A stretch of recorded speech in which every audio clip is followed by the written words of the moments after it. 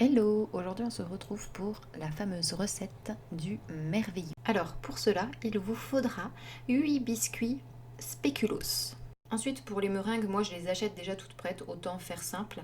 Donc soit vous en prévoyez 12 moyennes qui feront 6 parts individuelles, ou 8 moyennes qui font 4 parts individuelles, plus des petites meringues à côté, voilà. Ensuite, vous allez avoir besoin de double cream. Alors ça n'existe pas en France, c'est une crème pour faire donc la crème chantilly, sauf que celle-ci comporte 45% de matière grasse. Ici on aura besoin de 600 millilitres. Mais vous pouvez très bien prendre la marque Icini en France qui fait du 40% me semble de matière grasse et tenter avec ça. Il n'y a pas de raison que ce soit pas le même résultat à peu près. Ça tiendra juste un petit peu moins bien, c'est tout. Si vous n'avez pas cette marque, vous pouvez très bien essayer de faire moitié-moitié avec du mascarpone et de la crème à 30% de matière grasse minimum. Il vous faudra ensuite 40 g de sucre glace et 150 g de copeaux de chocolat blanc. Alors premièrement, nous allons réduire en morceaux grossièrement à l'aide du robot ou même à l'aide d'un rouleau pâtisserie les biscuits spéculoos.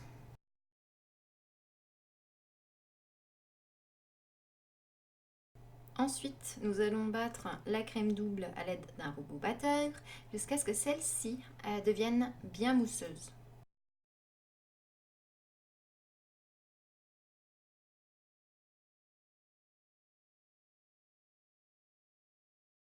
Ensuite, lorsqu'elle devient mousseuse et qu'elle prend un petit peu de consistance, on vient verser le sucre glace en 3 fois. On continue à battre la crème jusqu'à ce qu'elle ait une consistance qui tienne, comme vous voyez là. Mais attention à ce que ça ne devienne pas du beurre. Y verser les spéculoos jusqu'à ce que le tout soit bien incorporé.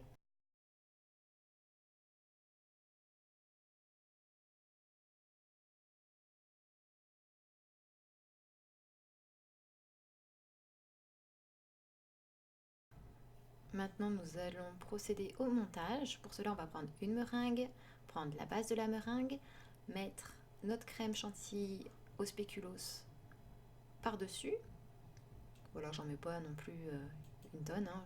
C'est juste pour que ça puisse faire tenir l'autre meringue qu'on vient ajouter par-dessus. Voilà. Et ensuite, vous allez venir faire le contour de ces deux meringues, plus recouvrir le dessus. On ne touche pas à la base en dessous qui, elle, reste sèche.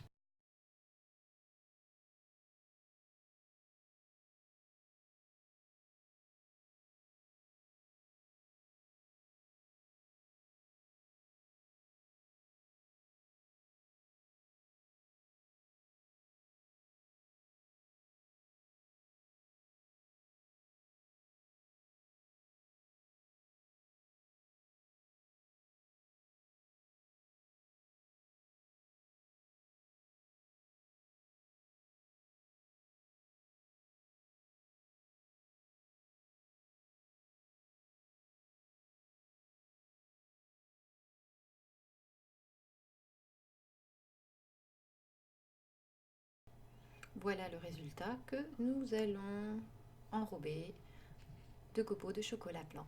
Je commence toujours par plonger le dessus d'abord. Ce sera bien plus.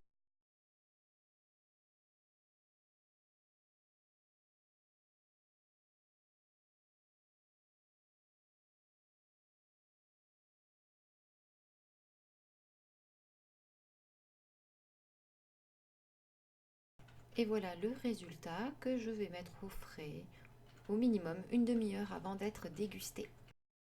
Bon, là je vous montre la même chose mais avec des mini meringues puisque ça fonctionne aussi évidemment.